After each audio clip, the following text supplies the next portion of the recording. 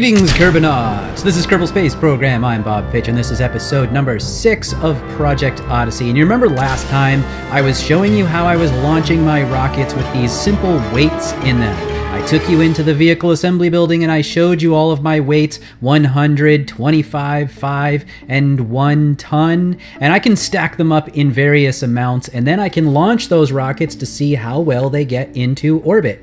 If it doesn't get high enough, then I take some weight off. If it can get that high, I put some weight on. And I just do that over and over on each of the rockets, although really I didn't have to do it that much because it turns out that I was actually a fairly good judge of how much mass I could put on there. I just use the MechJeb window and I guesstimate that I'm going to use about 200 meters per second, give or take, in order to get through the atmosphere. And then the rest of it is all going to be pretty much vacuum delta V, so it's fairly easy to see. Don't mind that one in the upper left there. That was just me going a little bit too shallow into deadly reentry. I redid that one and we got a good test out of that.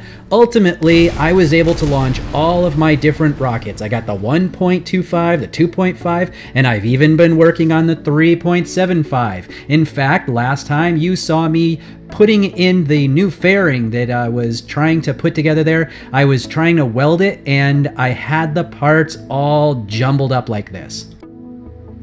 And if I remember correctly, I even said to you that I was going to take about an hour in order to get that working. Well, it was more like 5 hours of trying to get this piece right here all put together. But you can see I have it. And so that's it right there on top of a 3.75 meter rocket. It is a special extended lower section with a cone on top that fits with KW Rocketry's version of the fairing. And that allows me to put one of my 2.5 Centaur upper stages inside that little hole there, and it allows it then to have extra space up in the fairing, because the alternative to this, here, let's take that. So if this were here, oh, get up there, you little thing. All right, so if we have that right there and I want to put that inside an expanded fairing, then we would do that and we'd put this on the bottom, and okay, that's fine. But as you can see, we lose a lot of space up in there. So yeah, like let's take this and move it up even higher here. I'm gonna create, hold on, we're gonna grab some of these. There we go. And I'm gonna put some of those on top. Come here. There you go. All right, stack those up there. Now suppose this is some sort of payload that's really tall like that, right? So then we're going to have this crazy looking, well, it can't even go that high practically. All right, just barely making it. We're going to have this crazy high payload if I do that. So let's extend this down and extend this down right there. All right, now, how's that for just crazy tall? Maybe it's very Kerbal, I don't know. But I mean, the fairing and the payload is bigger than the rocket itself. Now, if we use that same principle, we take that away, take that away, take that away, put in my fairing, get in there. All right, and then we put this on the bottom. Now, if that were our payload, notice we did it with one hole less. Here, I'll go over here and I'll grab a new one because I can't get that one attached right now. You can see that it only takes 2 fairing walls instead of 3 fairing walls in order to get it. And that's why I don't actually have another one up on top. So it ends right there because that's the exact same size. Effectively, one of those fairing walls is now down inside here where that Centaur is hanging out. So it doesn't look quite as dumb with that really huge thing. Also, it looks kind of cool down here with that fairing and the way that it hangs out on the side there. It's got some angles to it, the way that I have it welded together.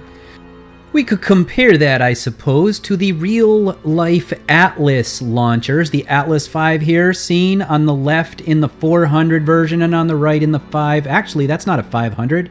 That's a 521 over there. Well, let's get back to that in a bit, actually. Let's go back again to the left here, and you can see we have that one with the 400 size where the fairing is up on top of the Centaur, which is similar to my 2.5 version.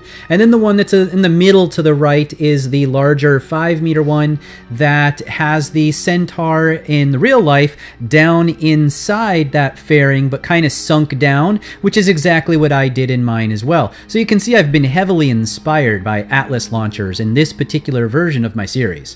Also, while I'm in here, why don't we notice that I have brought in the KW Rocketry 3.75 meter, the largest with the 4 nozzles, largest engine there, and I've taken their orange tank, but I have welded onto it some black tanks on the top and bottom in the exact same way that I have on my first stage for the 1.25 and the core stage for the 2.5. So now you can see them all. Boom, boom, boom, 1, 2, 3.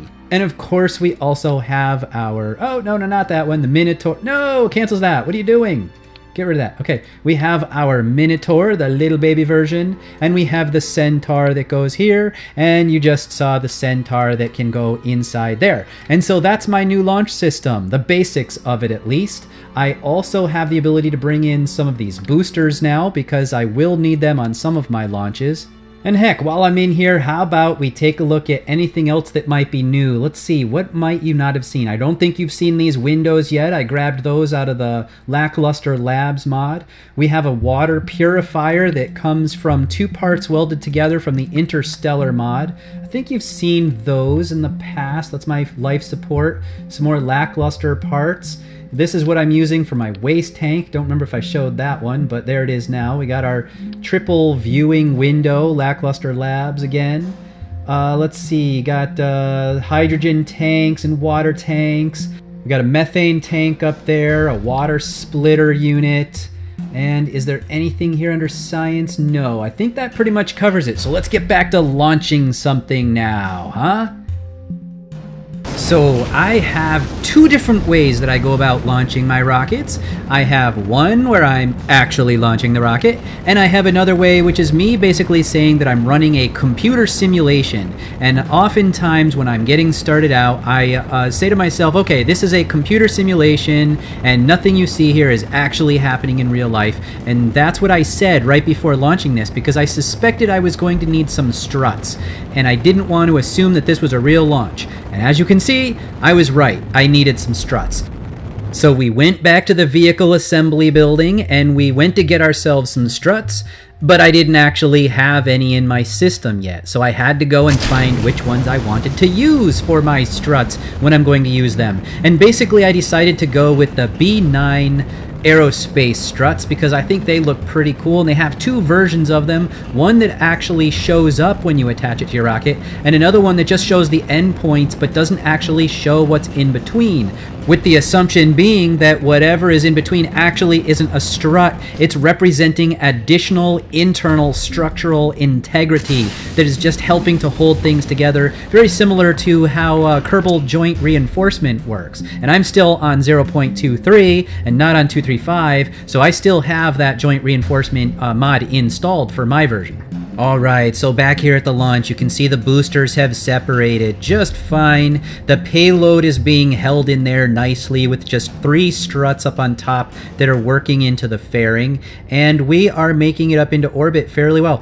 However, this is still a simulation. When I put it out on the pad, I said, okay, this is a simulation. And that means that no matter how well I actually do, no matter how it looks like it's going, I must revert it and go back and do it again. Because whenever I say it's a simulation, I don't allow anything to actually complete. I must revert. It's like a personal rule of mine.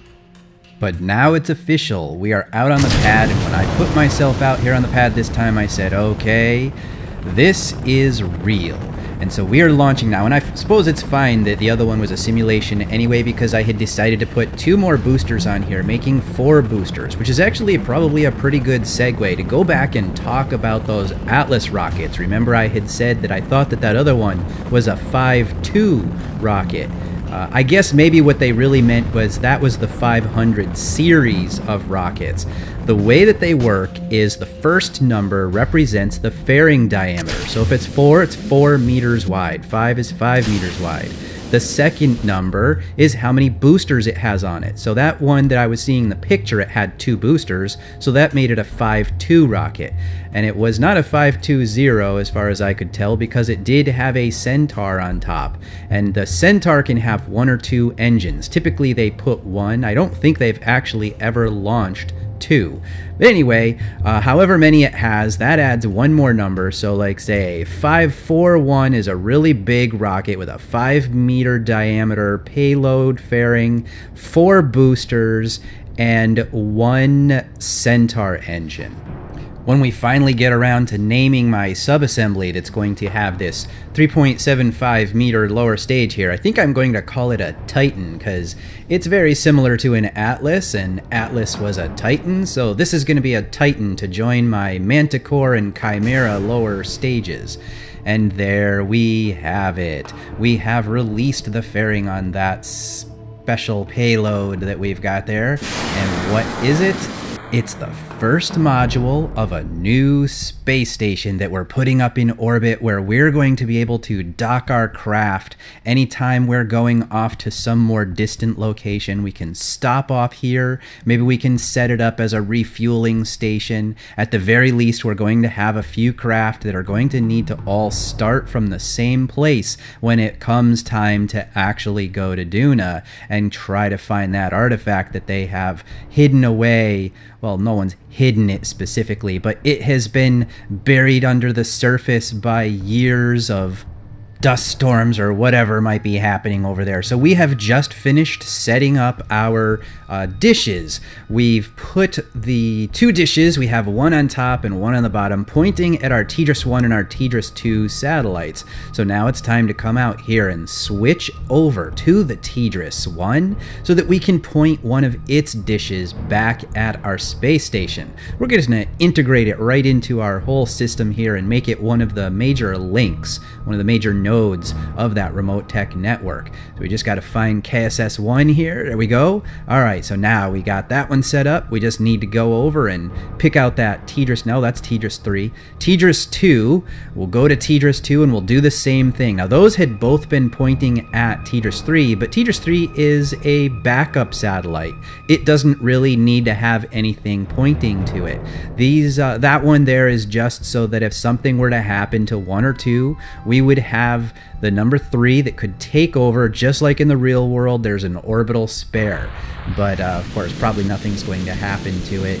Still, it's good to have a backup. A bill is requiring it. So now we get to roll our craft over into the proper orientation and begin circularizing. I'm going to take this one up to about 300 kilometers. I found while making Project Gateway that happened to be a fairly good altitude. Once you can get over about 240 kilometers, I think it is, you get enough space in order to actually maneuver when you're trying to get up there. You get some space to maneuver where you can go at a high warp speed, and we want that sometimes. Also, the 300 kilometers gives us a lot of room to rendezvous.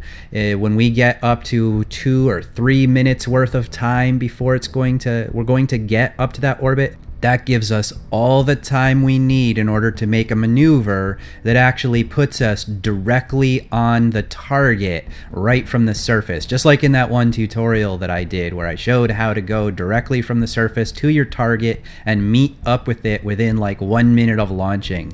Alright, so now I have a new maneuver node and we're working our way over to it, and this is going to be the one that actually recircularizes or finishes off circularizing really. By also changing our inclination to get ourselves up onto a 0 inclination and a little bit more rounded out, because you can see right there that we're a bit elliptical. We had a 300 by like 100-ish kilometer orbit, and we don't want that at all. So now we're almost there. We've gotten our inclination down to about 0, so I'm flipping back to prograde because I don't really need to follow the maneuver node in order to change that incline anymore. We just want to go forward and just finally bring up that periapsis to just enough to be the 300 that I'm looking for. Our little Kerbinauts down on the surface of Kerbin there, our little Kerbals, have learned a lot of lessons from when they built their ISS replica, the KSS back in Project Gateway, and they've decided to use some of those techniques for what they're making here. So this first module is supposed to be very much like the Zvezda module. However, one thing we know here on Kerbin is that instead of putting the solar panels sideways like they were done on Earth, we would rather have them go up and down so that they get more sun. By going sideways, one of them always gets blocked, but if they go up and down, then they don't get blocked.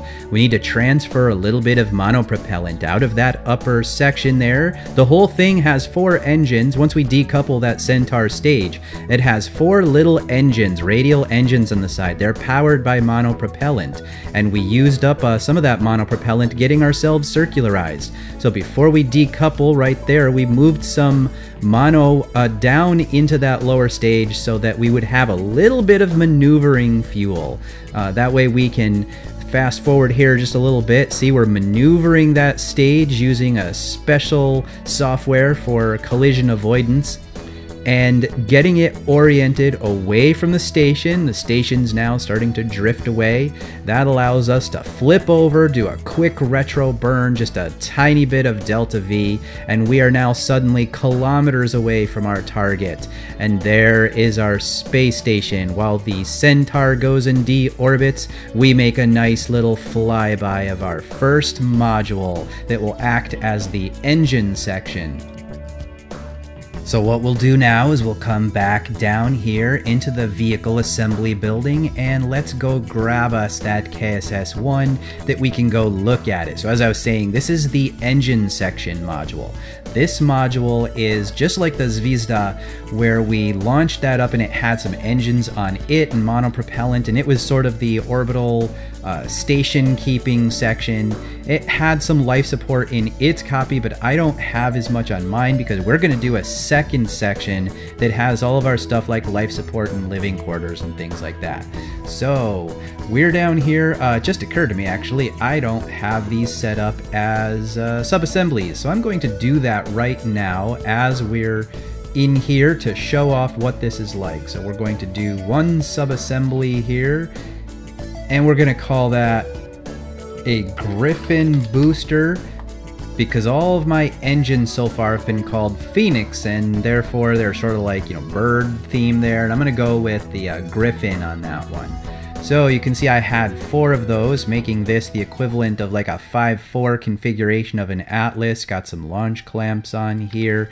The KW engine, our lower stage. Oh, that has not been saved either. Let's save that off right now as another sub-assembly. We're going to call this one the Titan. Alright, so we have a Titan. Moving our way up here, you can see we are still using the KW rocketry fairing, and there you can see poking through a tiny bit of the 3 struts that I have inside. There it is. So right there is one end of it. We're using the invisible kind of strut that represents that there's just extra structural integrity. Like in a real launch, they have ways of essentially doing strutting on the inside, and that's what we're doing here. But if we take that fairing off, those are just going to all disappear, and we won't have to see that anymore. And now we can see our payload in there.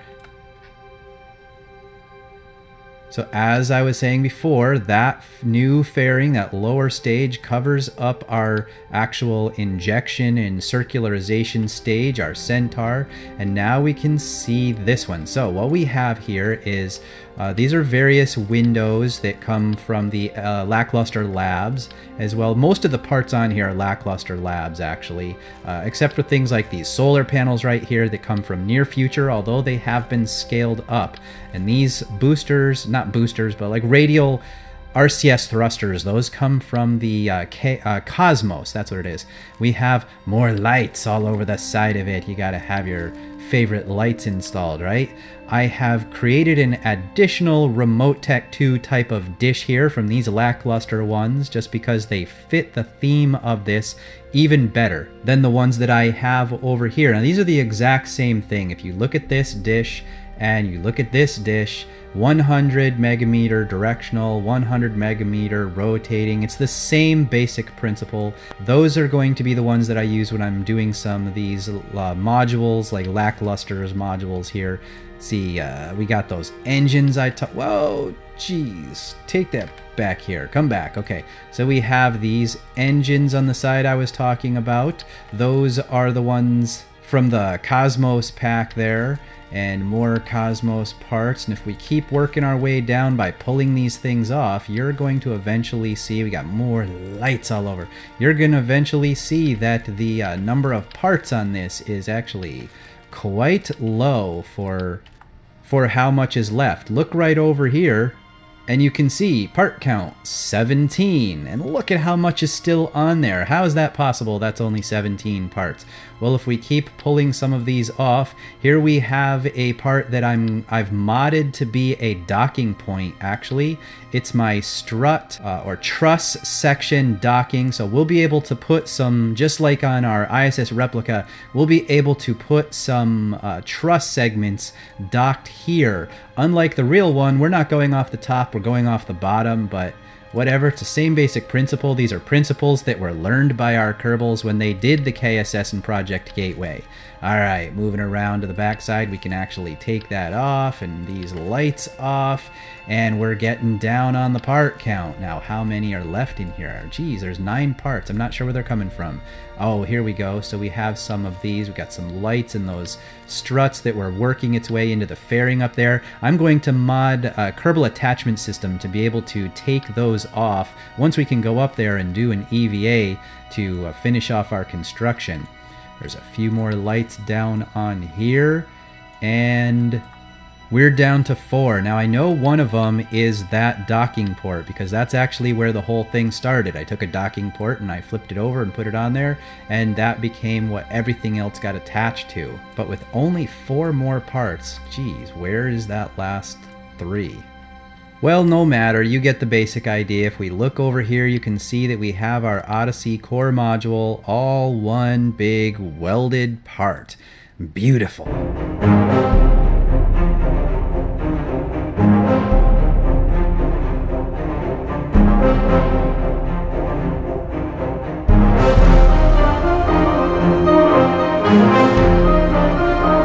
So, this is it.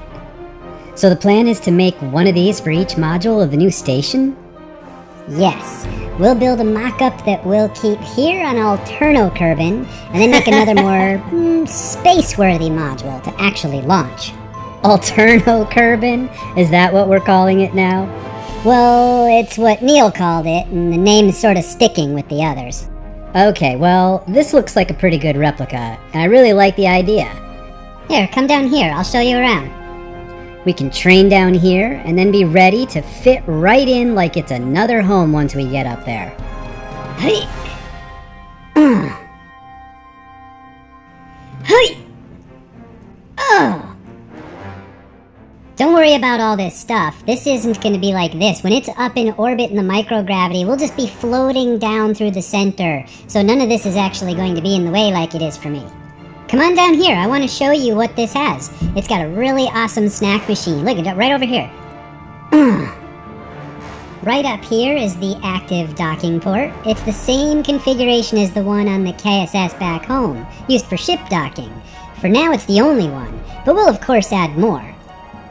It of course has these 3 common berthing ports on the left, the right here, and up forward that we can use for docking our other modules. Have you decided who's going yet? Yes. It will be Kesla, so he can continue his research from up there, where he can get better results. Valentina will go manage the station as chief engineer. Chief janitor, you mean? Don't say that to her.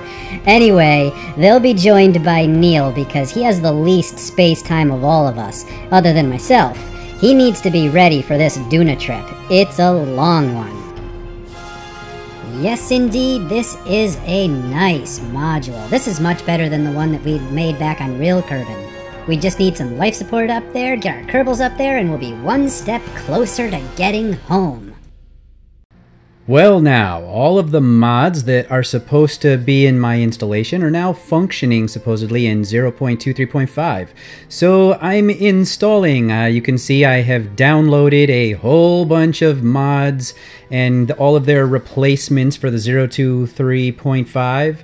And now when I go over into the view here, the world looks quite a bit different. I believe that's coming from this new enhanced atmosphere or something like that that before wasn't working for me, but now it is. So I guess I'll leave it for now and we'll see how it goes. It looks a lot bluer, I'll tell you that. Ooh, Kerbonauts, check it out. I found these new thrusters over here that come from the Aerojet pack. I was out searching for just different parts that I could maybe add to a new space station module, the one that's going to support my, or handle my life support. And I found that these jets, and they're supposed to be like the Orion jets, but they look really cool. And those, I want to put them on my Hydra 2, and I also want to use them to replace the ones, you know, that I had just these regular B9 ones down here before. I want to replace those with these. So we're going to save off this subassembly with those additions, and up there, oh, I can't let you take a peek at it yet, but that is the KSS space station module number 2 that I'm in the middle of constructing there. And I will be showing you that to you next time on Project Odyssey. This time we're going to get it started launching, but you'll actually get the big reveal on the next episode. Oh, well now. What I would really, really love to be able to tell you right now is that I did not just spend about 6 or 7 hours trying to track down a bug, but that's exactly what just happened. So if you look here, you can see that module I just talked about a moment ago for you, I actually went out and I tried to launch it, and it looked like everything was going great. You can see right here, it's launching fairly well. And then I went back to the vehicle assembly building and I did something, I don't know what, and when I brought it back out to the platform and tried to launch it, then this happened. We bring it out to the pad, fire it up, and it just drops. And I'm thinking, oh, ha ha ha ha, I must have just messed up my staging. I'll record this, I'll put it on the show, and I'll let everybody see as it falls over and explodes. Ha ha ha. This will be really cool, right? So that's where I'm thinking right now. And then I go back and I think, oh, I'm gonna go fix the staging and come back out. Everybody will see this, it'll be great. So we go in and we check it all and we try it again, and it just happens again. And it happens again. So now I'm thinking, okay, I know I've checked my staging. There isn't anything wrong with it. Every single time I try to stage it, it looks like it's going to go okay, but then the engine, the main engine, turns off. One time here, I was waiting for the orbit to come around because I have to do this every single time. I have to wait for the space station to come around. It shook itself apart while I was just waiting because I guess it didn't go out of physical time acceleration. And again, and again, and again, it happens. I try everything I can think of. I try changing the staging. I try completely rebuilding the rocket. I try changing the different types of launch clamps, and deactivating one launch clamp only. Everything you can think of. Here, take a listen to the live me. What's going on with this? No, I don't get frustrated like that very easily. Normally, I view all these problems as just interesting challenges. That's what I do every single day, is try and debug different problems in my project at work. Nothing bothers me like this thing did normally. Well, anyway, I put on my debugging hat and I dug in and I got started and I chased down a bunch of red herrings like this one. I saw these warnings, I thought, oh, maybe that's it. So I go and I fix that problem and I come back again, checking the debug window the entire time. Everything I do, the debug window is up.